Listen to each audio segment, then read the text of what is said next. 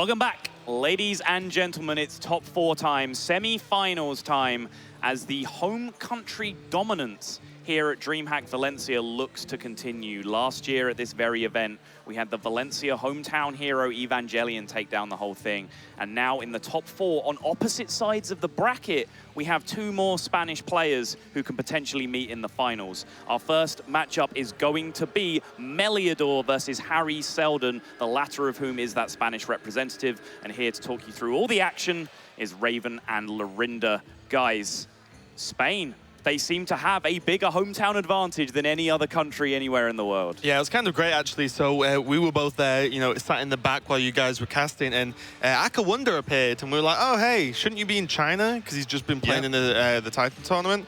And he's just got back, and he said he got back.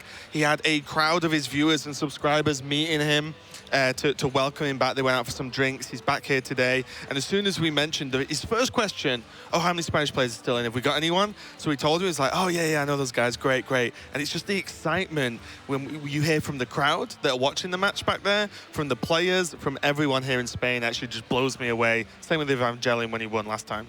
I may have already told that story. Oh.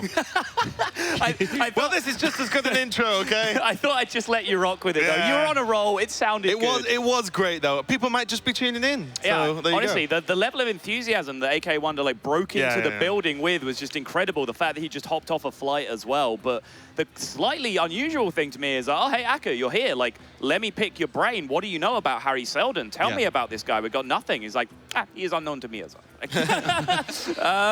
Also amazing, though, I mean, if I just get home from China and there's a LAN on in the UK and there's a couple of Brits doing well, I'm going to bed. And I like to cheer on my passion. I like to cheer on my players. I do. I find it enjoyable. I like to see how everyone's getting on. But if I've just got back from China, the last thing I want to do is go to a LAN to see how everyone's doing.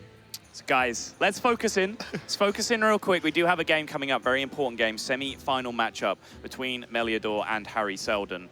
Hariseldon, of course, the big story here is the Spanish players, but Meliador is the obstacle standing in our way. How do we feel about his play, his performance, his lineup so far in this tournament? Yeah, I think that the interesting thing about both players' lineups is there seems to be just like a splash of decks and of styles. Because we see, you know, there is the Jade Druid for Hariseldon, and then, you know, Pirate Warrior on the other hand. And then for Meliador, we have the Sea Giant Evolve Shaman. Then we have Aggro Druid, but then like Quest Warrior and Paladin. So it's very much feels like a counter lineups from both players. Instead of saying, I'm going to beat this one thing, they're saying, I have an answer to whatever I may come up against. Yeah, I found it interesting that Hariseldon just cut all the really expensive cards out of his decks. No Deathwing, no Yogg, all that stuff just went, nah. Might be free to play? Don't want any of this. No. Don't want any of this stuff going on in my decks because the cards he's got are still expensive. He's just playing good stuff. He still might be free to play. Oh, you meant mana cost, not dust. Well, we can see if the picks and bans bring any more clarity to the strategies of these two lineups, as I believe we have those ready for you right here. Mage going down from Hariseldon. That is the secret mage, if I remember rightly. And the Shaman goes down from Meliador. And that secret mage was a pretty much dangerous deck in the quarterfinals, and it just looks like a dangerous deck. It just seems to pair off against everything in this tournament really well. And I said it earlier, if you're getting your mage banned, you're allowing other things. I'm not even sure what's happening there. Visible nervous energy from Meliador. I'm not saying it will be of detriment to him, but he's jigging up and down, his head's bobbing back and forth, clearly feeling the atmosphere, feeling the environment here. That's not to say that it's going to affect him detrimentally. A lot of people can channel that into positive performances, but you can quite clearly see it there in his body language. Did you talk about Meliador when he came backstage when we were there? I did not. Okay. Go ahead. So, while we were also back there, Meliador did come backstage with, I'm going to guess his girlfriend, may be wrong, but whatever. And he came down, sat down because he was getting ready for his match, you know, and he was like, oh, hey, guys. So he said, said hello, said, good job so far. He sits down, then about 10 seconds later, the admin comes up and says, hey, you've got to get ready for the match. This might be over in a minute. It's like, okay, great, and just gets up. So he seems like ready to go, but as you said, nervous. And the fact that he got to sit down for a minute probably didn't really help in the long run. He was like, he'd literally sat down, got wiggled a bit, got comfortable, and then they're like, oh, you've got to get up and go now. It's like, okay. Something Sottle mentioned. A lot of pressure. Something Sottle mentioned earlier was that in his quarterfinal, he was pretty chill. I'm playing against Turner, a bit nervous, going to be fun, la la la. It's not fun anymore because he's one of the favourites to win the tournament suddenly. Now he's actually got that other pressure on it. He's no longer, oh, this new guy we've not heard of. I think as well for these players who are maybe less experienced, you know, top 16 is like insane. I got through Swiss. That's amazing. It's like, oh, but you know, got to go all the way to 1. But then getting every single round as we get to the finals is higher pressure. And this is one more round away. Yes, this is indeed now where the rubber hits the road. There are 4 players who started this tournament as underdogs, but the way this has panned out, each one of them can now be viewed as a favorite, and it's a semi-final between 2 of the lesser lights of the Hearthstone scene going into this who have a chance to make a name for themselves. It's Meliador versus the hometown Spaniard, Hariseldon. Raven, Lorinda, take it away.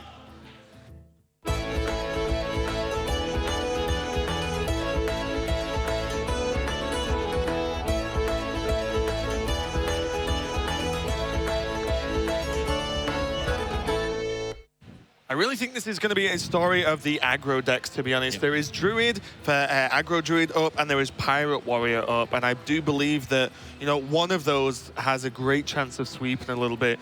There is a Jade Druid in the lineup as well for Hariseldon, so he has got a chance of doing Jade Druid things and just, you know, getting that amount of armor, getting that Tar Creeper. But the players are ready to go. We're going to be kicking off this first semi-final, Hariseldon versus Meliador. Hariseldon on the Pirate Warrior we spoke about, and Meliador on the aggro Druid. Oh, how relevant!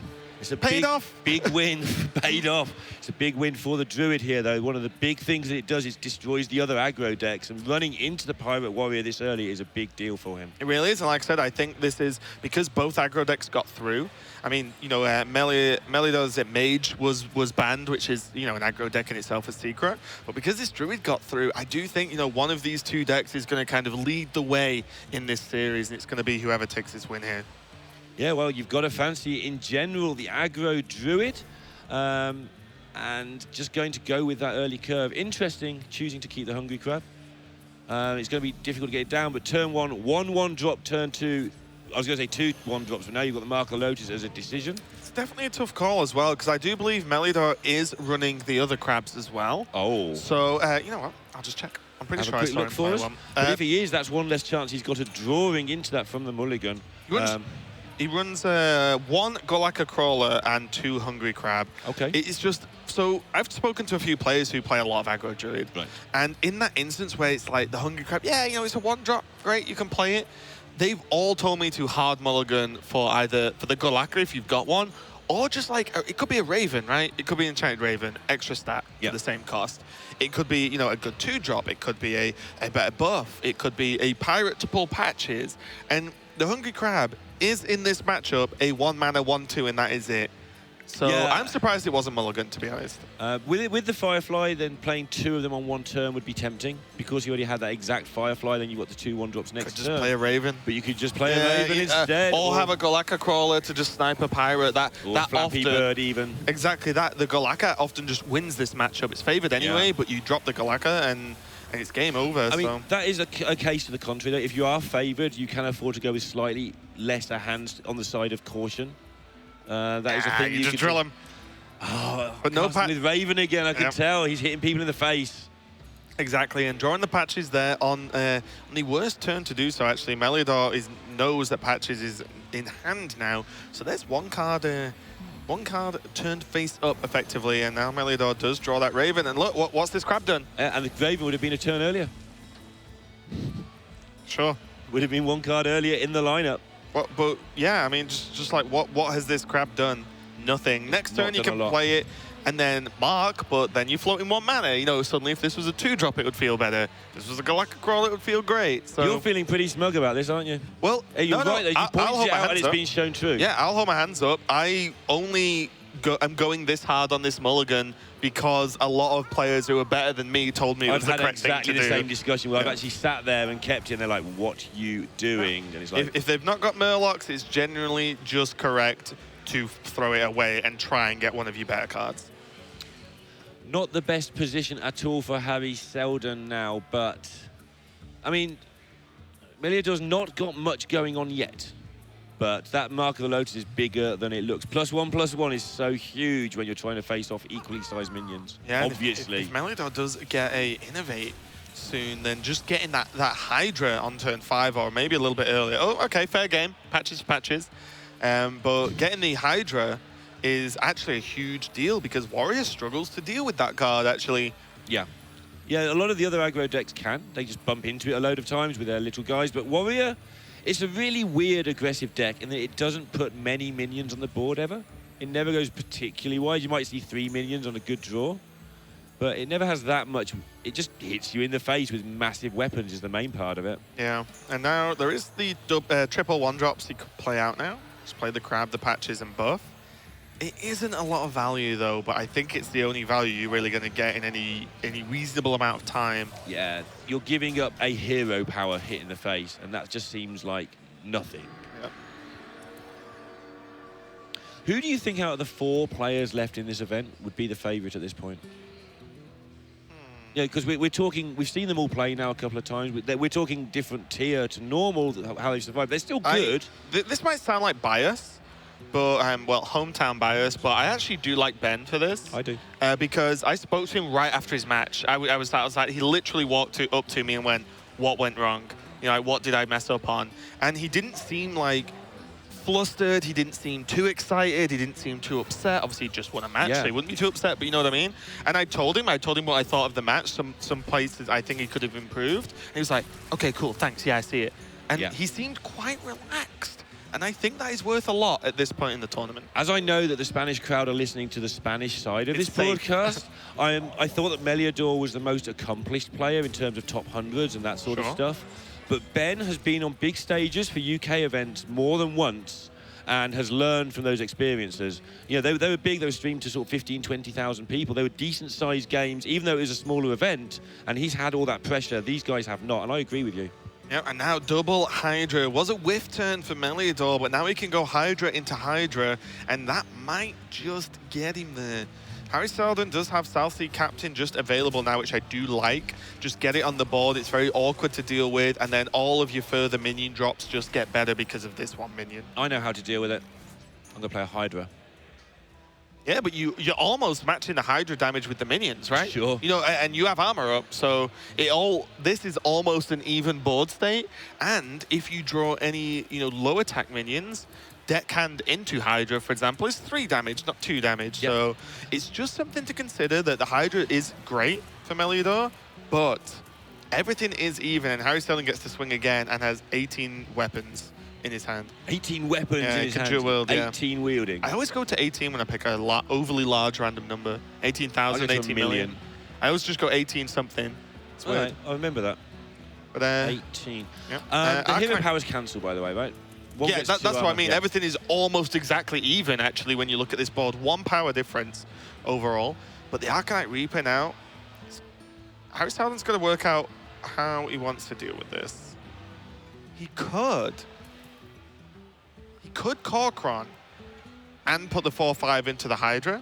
I mean, you're not losing much damage because you're getting the 3 from the Hydra to the face. You're losing the repeat damage and the board presence from the minions, but you still have a Arcanite Reaper and a South Sea Captain. Seems good. How far do you think you can go with that? I don't know. It's a tough call. But I feel like if you're not dealing with the Hydra this turn, you are never killing the Hydra. You are never hitting it unless it's with a cheap, small minion. And there we go. Hariseldon said, no, I will beat this Hydra in a race. Yeah. And he's going to go for it. And I think he can. Yeah, because he can't afford to use the Hydra to trade. That's one of the key things. So it now just initiates race mode. Living mana makes that interesting, but not enough. At the moment, with the Korkron Elite, there is lethal hanging around. There is. What's funny as well is the trade actually still makes it lethal. Is trade hero power still lethal? Not that that's a very good looking turn. Trade hero power went to 13, and there will be 3, 8. Oh, it would be, yeah, it would be safe by 1. If there's no other damage drawn. It's safe by 1, but what on earth do you do to win the game at that point? Really, I think what Meliador needed to do was get a Tar Creeper, to be completely honest. And you see the detriment of whiffing turn 4. Turn 4, hero power pass against Pirate Warrior. As an aggro deck, that was bad. No innovates drawn. No Tar Creepers drawn. Nightmare. No, nothing. Yeah, I mean, he's drawn 3 5-drops in very early turns. And you know how you avoid that? Go on. Get rid of the Hungry Crab and play a Raven. Yeah. It would still be the same because you've still got the same 5-drops draws, but... Well, he could have drawn Innovate, could have drawn an earlier Living Mana, could have played Living Mana on 5 instead of Hydra, and then you can trade. You know, I don't know. I think, like I said, I was told that you just mulligan the crab and it makes sense. It's looked like it made sense in this particular game. Its sample size of 1 says story checks out. Yeah, and I played it a lot afterwards, and I was like, okay, I'm going to hard mulligan based on the game. And I do believe, though, that mulligan in Hearthstone, as Hariseldon does finish up that game, obviously he did have the lethal available, I do believe that the mulligan is one of the hardest parts of the game and most impactful. It sure is. I mean, first of all, if you are one of the people, which I'm not, who complain, oh, it's all curve, well, you've got a mulligan to get the exact right things on curve anyway. If you're not one of those people, I'm just not one of those people. If you mulligan incorrectly, it shows you don't understand the matchup incorrectly. And also as well, well, you do understand the matchup incorrectly. I think the difference is you can mulligan for just good cards, right? Cards that you can either, depending on your deck, play 1, 2, 3, or cards that are responses. You know, in Druid, you mulligan for, say, Wrath or Swipe versus an aggressive deck, or Ram. There are general rules, but in certain matchups, you hard mulligan, and that is how you win the certain matchups, especially the harder matchups. You go all in on the heavy mulligan, hope it works out, because that is what will propel you further into a winning position. We're moving on to game 2, though. Hariseldon, of course, on the Pirate Warrior again. This is the last hero standing here at the DreamHack Hearthstone Grand Prix in Valencia. And Meliador is going to be on the Quest Warrior. So this is just a pretty good matchup for Meliador. It is a fantastic matchup for Meliador. And highlighting the mulligan thing, there was times within the first week only, really, when people first started playing Taunt Warrior, that people kept the quest. Yeah, of course. In the same way you forget to attack with patches, it's like, I'm going to keep the quest because I should. And then slowly but surely, people are like, what am I doing? You know, some people realise it first game, don't get me wrong, but some people take a while, it's like, oh, why am I keeping this card I never use? It's not intuitive to throw the quest a lot of the time, right? It feels like to put it in your opening hand. It always goes in your hand. It's a 1-drop, and you think, oh, well, what does a 1-drop? Well, I want to play something on 1 as Taunt Warrior.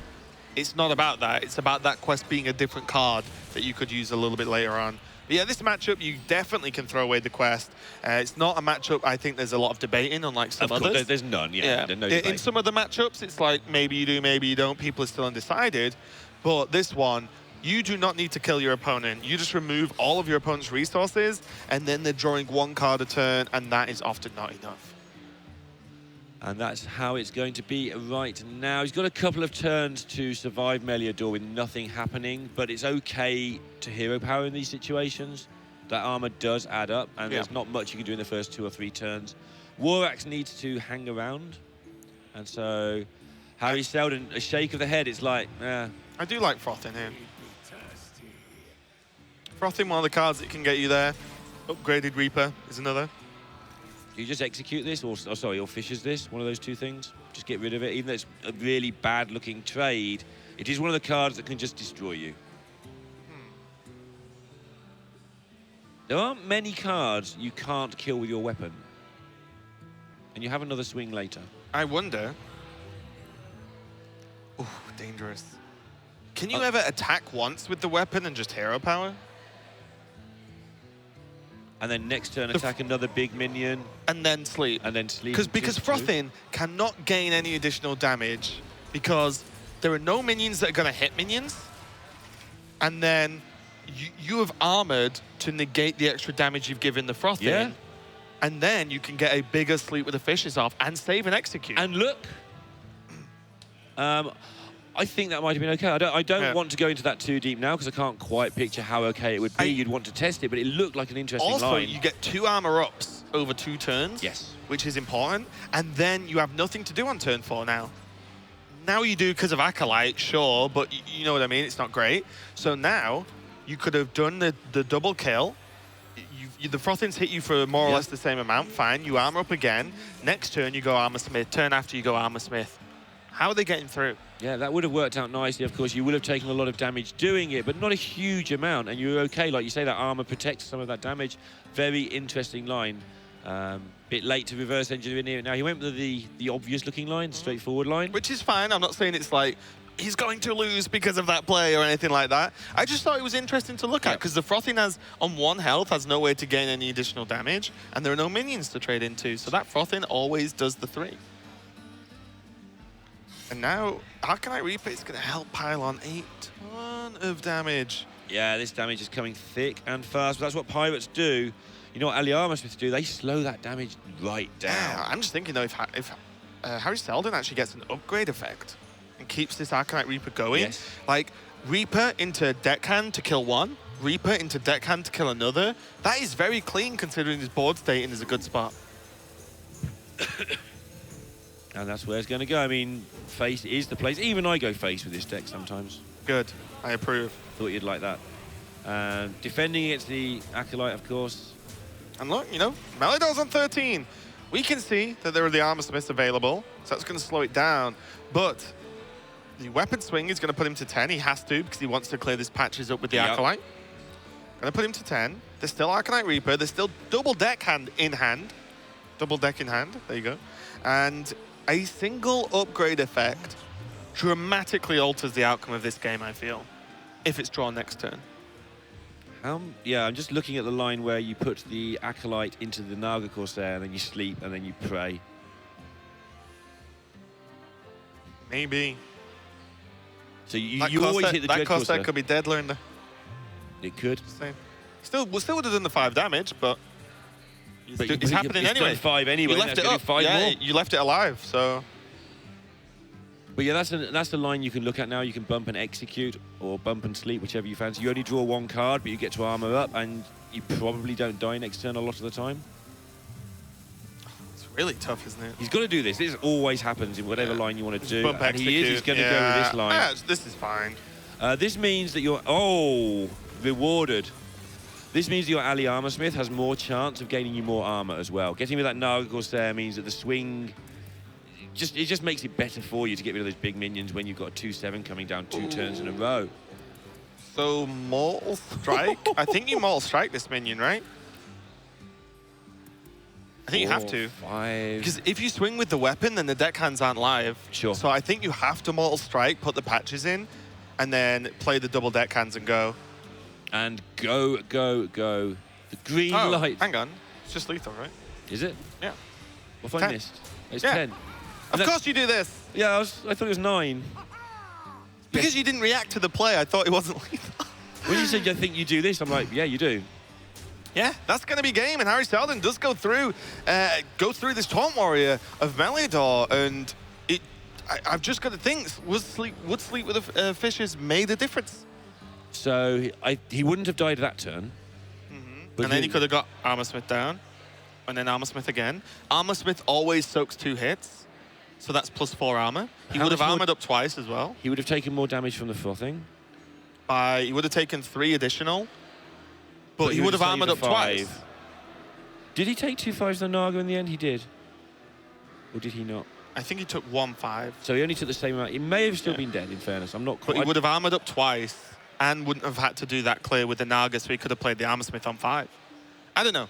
Again, as me and Stottler have said it multiple times this event, I'd love to rewind time and go over things again and replay it out. Tell me about it. Yeah. Oh, you mean Hearthstone? Oh, yeah. Sure. Don't think the clock goes back that far, Lorinda. There weren't clocks back then. Exactly. Hariseldon, though, is going to be on the Pirate Warrior for the 3rd time in this series, and 1 more game away, and he just won the unfavorable. Now he's against Paladin, not impossible. Spike Ridge Steed almost wins this matchup, but that is in fact the reason why everyone is playing Spellbreaker in the list. And Hariseldon, I believe, oh no, he's playing 1. Who was it playing 2? Someone was playing 2 this event. I haven't seen that one. Someone's playing 2 Spellbreakers. I've seen it before. I haven't seen it for a week or 2, but it is a deck that I've seen around because, especially in Last Hero Standing, where you can target a bit better, you can definitely really tune your decks to your weaknesses. Also, as well, if you're never banning Paladin and you expect Paladin, which you just do, I think almost every single play we've seen in this event has brought Paladin, then, well, yeah, 2 Spellbreakers is good. The reason you only play 1 is because you're not always facing Paladin on ladder. Yeah. Well, in theory. Yeah. You know what I mean, though, right? So having 2, if you're always expecting Paladin, if you're leaving Warrior up, in which, Hariseldon has, then 2 Spellbreakers is good again. It is one of the things I really like about Last Hero Standing. I like both formats. I don't have the complaints about either of them, but Last Hero Standing does lend itself to you build your lineup, and then you have to rebuild the decks to cover holes. I find that really interesting. I completely agree. Meliador does have a pretty reasonable opening, though. Getting the stuff on the board first is always nice. Hariseldon has the Fiery Smoke Axe and also access to a few pirates, but maybe now a little bit heavy on the weapons with the Arcanite Reaper. I think any cheap-ish pirate, even a Bloodstone Raider for 2, would feel a little bit better as he is on the coin. It would, but at least this is a hand where you're going to get the patches down. You're just going to get a decent build-up of stuff from now on. You'll want Arcanite Reaper 2 heavy, but rather that than draw no weapons. This is really funny, actually. Hariseldon was hovering the Naga because he has coin. And, like, this beats the Stonehill. Because Stonehill often is a huge roadblock to Fiery War Axe, right? It's a pain. You don't have that 1 damage a lot of the time. But if the Stonehill comes down, coin Naga actually feels pretty good because you're not bothered about trying to get the Cultist down for the +1 effect too early because you have 2 Arcanite Reapers. 2 Arcanite Coin Naga into Salsi. Okay. Oh, baby. BRB, handful of good stuff. Yeah, oh my. Sometimes this deck just gets the job done. And I think it's going to this time. There's a gleam in Raven's eye here as he watches the smoke occur. Yeah, I just like, that was already in Hariseldon's mind, the coin Naga, and the fact that he drew the Corsair was humongous, like Death a razor window leaf. to the rescue. Might need to get there first. I 7-10. think that's the problem. You might need to, you know, just casually get an additional 6 turns out of this game, which... easy. Double Arcanite Reaper, the fact that he can... Got not a dead turn next turn, but a slightly weaker turn with just a 3-drop at the moment. But Arcanite Reaper into a more than likely Cultist proc on turn 6, because by then you've probably got a cheap enough Pirate to combine with it. And then worse, oh no, weapon removal comes down. Second Reaper, go. This opening has actually been nuts, and I think it's all down to that Naga. It's interesting, actually. Some of the most ridiculous Pirate wins are the ones that look bad in the opening hand. Yeah. Like you haven't got a 1 or a 2, and you just murder them on 3, 4, and 5. It's because the weapon buffs just changed the rules of Hearthstone, to be honest. Like, War Axe should not be allowed to do 4, yet it did, and it actually just stopped. But imagine if the upgrade wasn't there. They just shouldn't be allowed. Are you outdoor peacekeeper now? For weapons? No, I enjoy it, so I'm all for it. I like doing things I'm not allowed to do. I do them fairly often, and I get in trouble for it, but it's worth it. I usually have to sit next to you when you're doing it. Yeah. It's a weird sentence, Lorinda, I just agree. Sorry about that, that's just terrifying. The captain now, you know, as I said, coming down on 4, buffing all of these pirates. Patches still alive. And you can see the shape of the rest of this game. Arcanite Reaper into South Sea Raider for, you know, plus a million, whatever on the attack. 18 million. And then Cultist combined to give Arcanite Reaper an additional durability and damage. And frankly, there ain't a lot that Meliador can do about it. If you could find a way to get 5 more mana, he'd be fine. Sure. That's all I've got. Otherwise, it's just going to be Paladin, Reaper and Weep coming up. Give Paladin double Innovate and a coin. And he still might not win. Nah, he would. Deathwing would probably win this game. Maybe. Now not so sure. There is the trade with the Silverhand Murloc into the 4/3, and then Consecrate, and you can drop the Footman just to try and stem the tide and draw something else. But the problem is the big draw now would be the Spike Ridge Steed, but there is no way he can stick a minion. He just cannot. And stemming the tide, I mean, this is the tidal hand that's being stemmed, to be fair. Wow. Yeah. Wow. By the pirates who know how to master the tide. Wow, you're going deep on this one, Lorinda. Yeah. Is gonna go, as we hear a mystery voice, it's gonna go with the Consecrate. He could have gone for the True Silver, trade away the patches with the 1/1, but it still kind of leaves the same issue. You still take 9 this turn. It's gonna be a little bit rough. I do think there are no other options except for this Reaper, though. I mean, it seems good. The frothing also seems good. the cards just seem good. I just like the Reaper. You have upgrade, right? You have a guaranteed upgrade next turn. Just get the Reaper equipped. I mean, I'm not arguing. I'm just staring and waiting for it to hit him in the face. You can even just swing the Reaper into a Goldshire Footman just for the lols. So, Spain looking rather good for being halfway towards that all-Spanish final. Only Ben is going to potentially stand in the way if this game goes the way we're thinking. And we said it at the start of this series. You asked me who I thought was my favorite for this tournament at this point. And I said Ben. I think he's actually pretty cool, calm, collected, and feeling great. But Hariseldon must be feeling great now because this has been a stomping. And this is, I'm not even aiming that at Meliador. Like, Hariseldon has just nuts people with Pirate Warrior, and there's not been a lot Meliador could do about it overall. Yeah, there's been a couple of spots. Game 1. Yeah, there's been a couple of spots, but in general, this has been such an aggressive opening every game. I do think that Hungry Crab has a lot to answer for, though. Yeah, it's even hungrier now. And Meliador is trying to find a way here to get the Curator into Tyrion without taking too much. That is a thing we have to watch out for. While we're sitting here celebrating on behalf of the Spanish play people, you know, he's trying to wriggle a way out of this. There's 11. The problem is the minion pressure. The problem is this giant Leroy charging nonsense. Monsieur Leroy Jenkins is going to end this game. And well played there, coming out from Meliador. At least that's top 4. Well, I mean, it's a great result, but you have to feel bad about getting 3-0'd by Pirate Warrior. It was kind of rough. Did you watch the Druid games, Saul? I did not, honestly, no. Oh. I was walking through the floor at the time, just taking in some of the side tournament as well. So you have, I'll just like break down the opening. It was about, my question about the mulligan, we'll see if you agree. Sure. It was Aggro Druid versus Pirate Warrior. Okay. And there's Hungry Crab, Firefly, and Hydra. Or was it Hydra? It was card. Whatever. Mulligan in hand. Kept the Hungry Crab.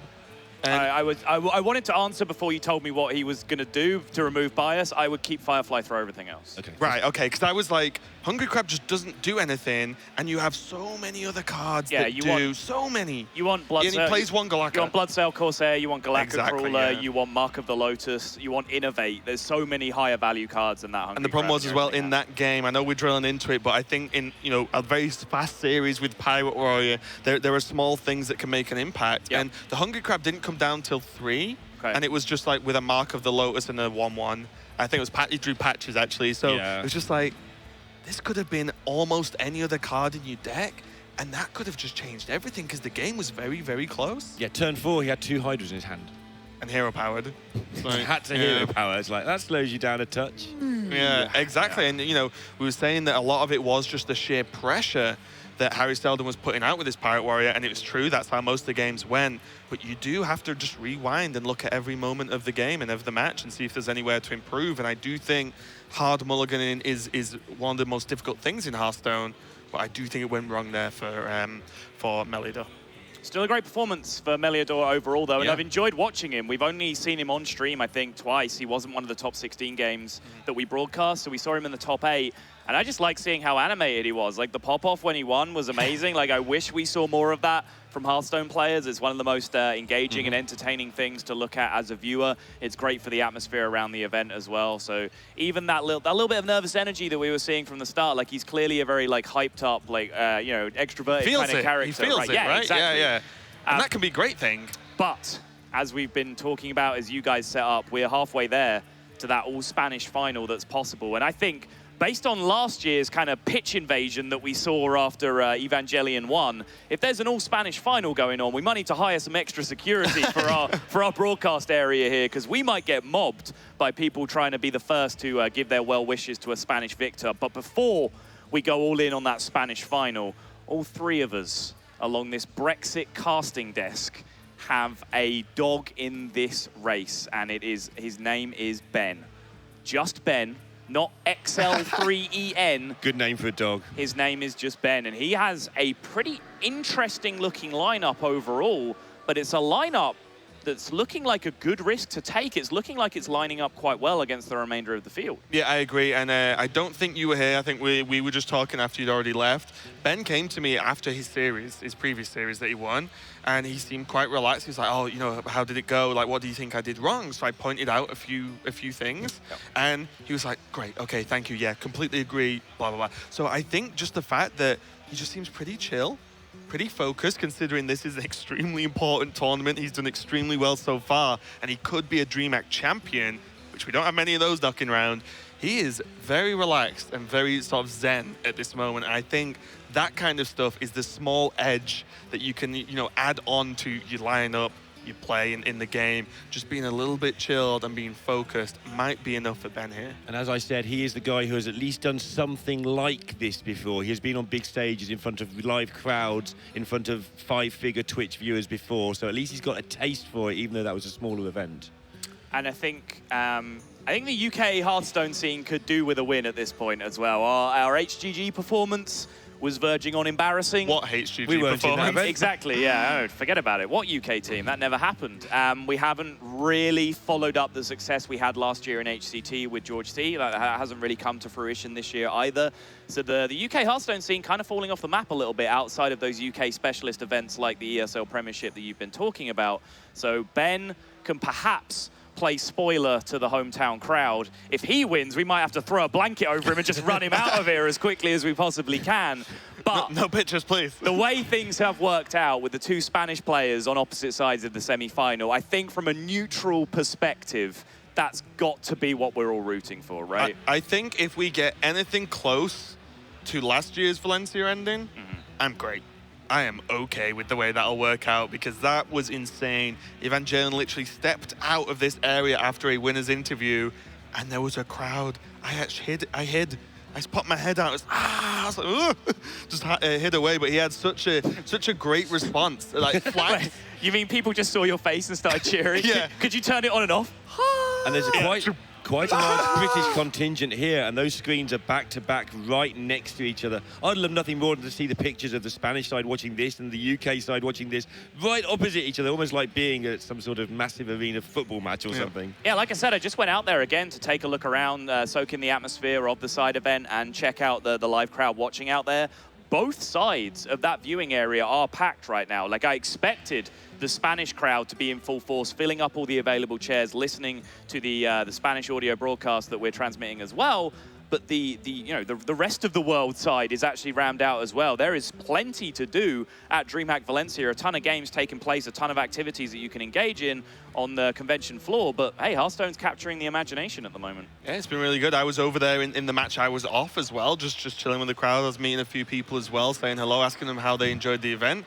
And they were getting really hyped. As always, frankly, it's great to see the mixture of big names and lesser known names. But at the end of the day, just tense, important, high, just high pressure Hearthstone is incredible to watch no matter who's playing it. It's actually just a joy at this point. So let's focus in real quick just on this second semi-final that we have coming up. Northam versus Ben. You guys have any predictions? Raven, you already said that I think I'm with Ben. I think I'm with Ben. You're going to ride that Ben train all the way to the win, really? Yeah. Lorinda asked me at the start of the series recast, who do you think's going to take it? And take it as a whole. And I was like, I think based on, they are all good players. We've seen them get this far. That is, that's pretty obvious by now. But I think Ben's sort of demeanor and attitude is actually going to be enough to just keep him chill throughout these high-pressure games. And especially the finals, if he gets there, one match and you are DreamHack champion or not. That is high pressure. I saw Fluffy first thing this morning and apologised to him for predicting him to win this event. He lost 10 minutes later. I'm not predicting Ben for this final. He will never forgive me. Everybody else is going to win this tournament and Ben will have no say in it at all. Well, we have a crowd of baying Spanish supporters all rooting for that Spanish mirror match in the finals. We have three very biased broadcasters all rooting for a UK player to play the spoiler. We're going to have the second semi-final coming up where we find which of those realities come to fruition. It's going to be Northam versus Ben for a place in the finals, and it's going to be right after this break.